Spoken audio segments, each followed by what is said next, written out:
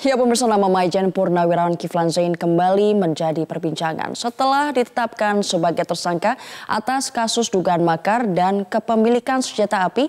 Kini Kiflan Zain disebut menjadi sosok yang memerintahkan pembunuhan terhadap sejumlah pejabat nasional.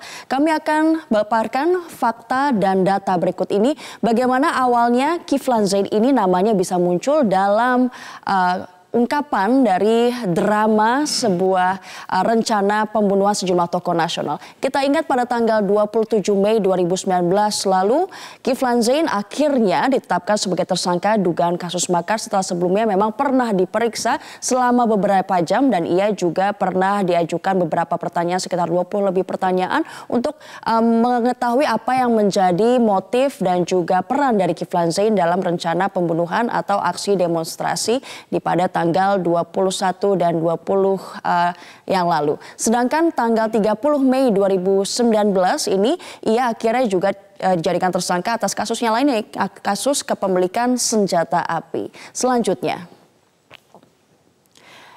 kita masih akan mengungkap jejak Kiflan Zain yang disebut juga sebagai salah satu dalang kerusuhan pada tanggal 21 dan 22 Mei 2019 lalu.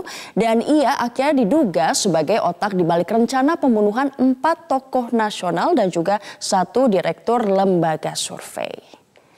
Kita simak data dan fakta berikutnya. Ini adalah data dan fakta mengenai 6 tersangka kasus pembunuhan berencana setelah tanggal 21 dan 22 Mei 2019 lalu. Akhirnya kepolisian menetapkan 6 tersangka kasus pembunuhan berencana tersebut. Ada HK, TJ, AZ, AD, IF, dan AF yang sampai saat ini masih terus digali keterangannya dan akhirnya mengucapkan atau mengutarakan sejumlah nama yang diduga menjadi aktor intelektual atau yang menyuruh mereka melakukan aksi rencana pembunuhan berencana tersebut. Selanjutnya, nah ini merupakan anatomi kriminal rencana pembunuhan. Memang banyak sekali ada nama-nama tertentu yang saya akan terangkan. Yang pertama adalah Habil Marati yang ditangkap pada 29 Mei 2019 dan memberikan uang $15.000 Amerika Serikat atau setara sekitar 150 juta rupiah.